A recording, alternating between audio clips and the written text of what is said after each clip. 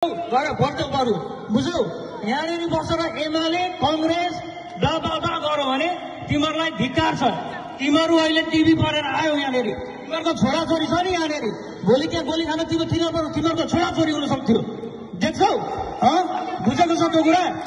तिमीहरूलाई देश बिगारेको मेरो बाबु उमेर मेरो आमाको उमेर मेरो हजुरबाबु उमेर तिमीहरू सबैजना तपाईँ हजुर भन्दैन म तिमीहरू सबैजनाले देश बिगारेको। भोलि हिजो गोली खाँदा म हुन्थेँ त्यहाँनिर, मेरो टाउकोमा लाग्न सक्थ्यो, मेरो छोराछोरी हुन सक्थ्यो, स्कुलबाट फर्किरहेको हुन सक्थ्यो।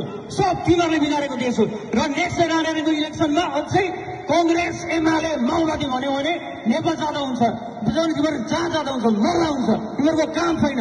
अझै पनि कांग्रेस एमाले अमेरिकामा बसिरहेको छ, अमेरिकामा तिमीहरूको छोराछोरी मर्न सक्छ। त्यो कुरा याद राख्नु, बुझेको?